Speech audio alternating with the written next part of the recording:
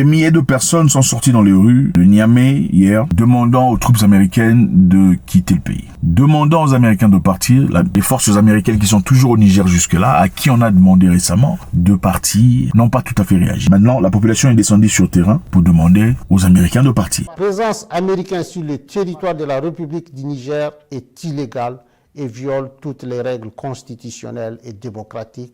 Cet accord est non seulement profondément injuste dans son fond, mais également ne répond pas aux aspirations et aux intérêts du peuple nigérien pour les raisons objectives suivantes. Des milliers de personnes ont manifesté samedi dans la capitale nigérienne pour le départ immédiat des soldats américains du Nord, après que la junte militaire de Niamey ait annoncé qu'elle se retirait de l'accord militaire avec Washington. Donc il y a eu accord entre Niamey et Washington. Maintenant, on ne trouve plus l'importance de cet accord. Et je pense que c'est tout à fait normal. Quand on n'a plus d'intérêt, quand il n'y a plus... Voilà, on peut se retirer. On dit, bon, écoute, on pense que là, il n'y a plus raison pour nous d'être en collaboration, en coopération. On peut gérer notre histoire. On a demandé aux troupes américaines de donner un feuille de route, préparer leurs documents de sortie. Il fallait le faire officiellement. Les Américains ont répondu en disant, nous n'avons aucun commentaire à faire. Nous attendons des clarifications. I would like to clarify that at this point, the CNSP, the self-identified government of Niger, has not asked or demanded that the United States military depart. There is actually quite a mixed message. We are following up and seeking clarification. What they have declared is that they have declared the SOFA, the Status Forces Agreement, to be non-operational. They have assured us that American military forces are protected and they will take no action that would endanger them. So while we work through that with them, we are seeking ways to be able to continue to have access and ability to conduct counter-VEO operations. That said, I will just footstop something you mentioned, which is countries that are run by military juntas are not reliable security partners, and part of the value proposition for us having access in Niger would be a return to democratic civilian rule in Niger.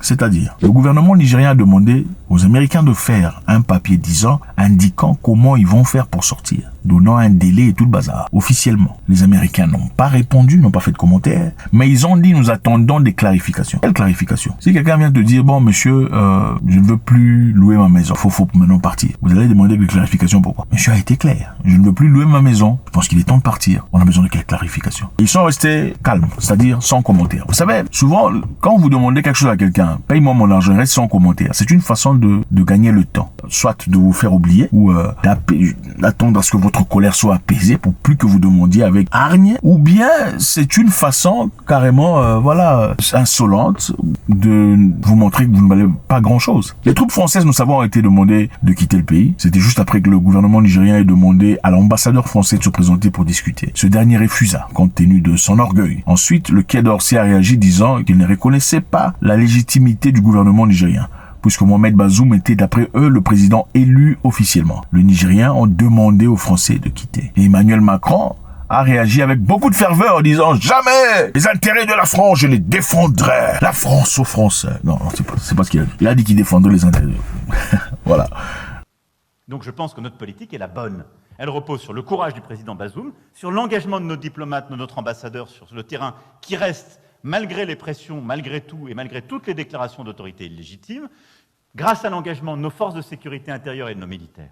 Mais avec ça, les Français ont refusé de partir sans vraiment le dire. Ils sont restés calmes, sans faire un commentaire. Qu'est-ce qui s'est passé après? La population est descendue dans les rues, demandant le départ immédiat des troupes françaises. Qu'est-ce qui s'est passé? Ils sont partis. Est-ce que nous sommes en train de voir commencer à se manifester avec les Américains? Puisque les Américains, à l'époque, ils étaient épargnés. Okay, ils étaient épargnés. Ils sont partis à Agadez, là où ils ont instauré ils ont leur base militaire et tout le bazar. Les Français avaient à peu près 1500 militaires. Les Américains ont aussi à peu près 1500 militaires, basés au Niger. La question qui se pose, pourquoi sont-ils là? Pourquoi les Américains sont au Niger? C'est une question très importante. Parlons d'un pays qui a 750 bases militaires dans le monde, dans plus de 80 différents pays. 750 bases militaires, 80 différents. C'est pourquoi? Bon, écoutez, on peut bien dire c'est peut-être pour combattre les ennemis.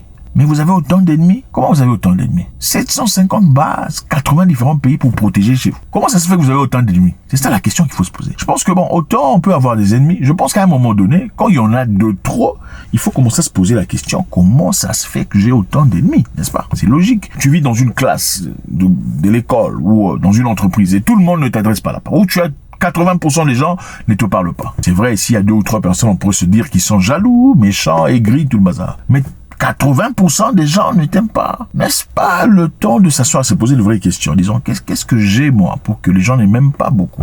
Peut-être qu'il faudrait ajuster cela. Les Américains disent, en tout cas à travers leur chef de l'armée, que Lloyd Austin, il a dit qu'ils sont là pour combattre contre ISIS. Pourquoi on combat ISIS dans le pays des gens? Pourquoi la destruction, c'est dans le pays? Si le ISIS représente-t-il un danger direct aux États-Unis? Si c'est un danger aux États-Unis, pourquoi ISIS n'est pas combattu aux États-Unis, mais ISIS est combattu dans les pays des gens? On se pose la question. La pression est vraie. Moi, je pense que c'est une façon pour le gouvernement nigérien de rappeler aux Américains, on vous a demandé un feuille de route, on vous a demandé un document officiel expliquant comment vous désirez quitter. Vous ne l'avez pas fait. Vous êtes resté calme. Nous n'avons pas oublié. Comme on a demandé aux Français de sortir, et on en a fait toute une grande histoire, on peut aussi en faire une histoire avec vous. Le gouvernement du Niger, prenant en compte les aspirations et les intérêts de son peuple, décide en toute responsabilité de dénoncer avec effet immédiat l'accord relatif au statut du personnel militaire des États-Unis et des employés civils du département américain de la défense sur le territoire de la République du Niger. Bon, est-ce que, puisqu'on est très fort, on est le pays le plus puissant du monde, on peut s'imposer chez les gens, on reste dans le territoire sans autorisation? Je sais pas. Nous savons qu'en Irak, on a demandé aux Américains de quitter. Ils sont là-bas depuis très longtemps. Depuis 2001, ils étaient partis pour combattre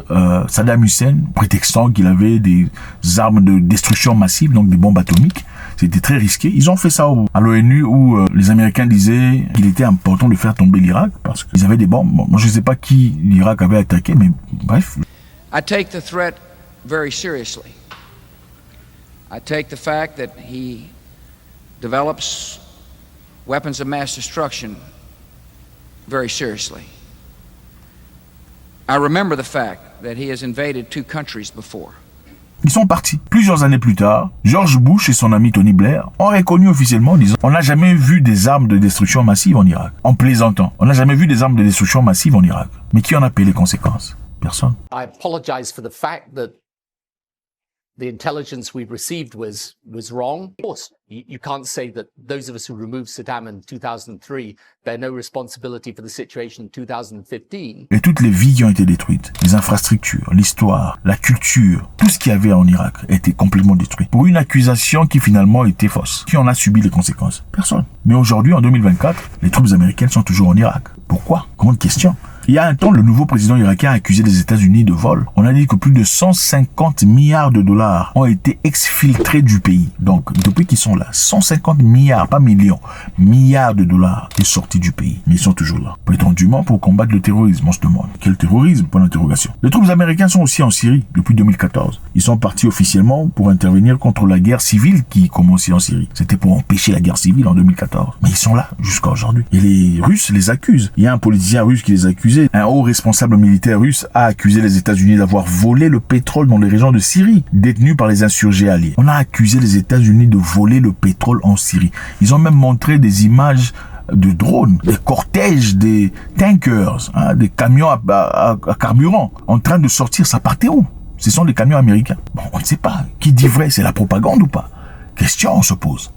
Alors je pense qu'il est important de se poser la question, est-ce que les Américains partiront-ils du Niger? Ou bien ils vont se forcer ou créer une autre force, ou une histoire, ou finalement les choses vont complètement changer, ça sera la guerre? La question est bonne, je pense qu'il est essentiel qu'on y réfléchisse. Est-ce la méthode appropriée? Mettre la pression sur ce gouvernement Biden, demander à ces gens de prendre leurs troupes et de rentrer chez eux? Parce que finalement, il faudrait quand même respecter la souveraineté d'un pays. Quand on ne veut pas, on ne veut pas. God bless.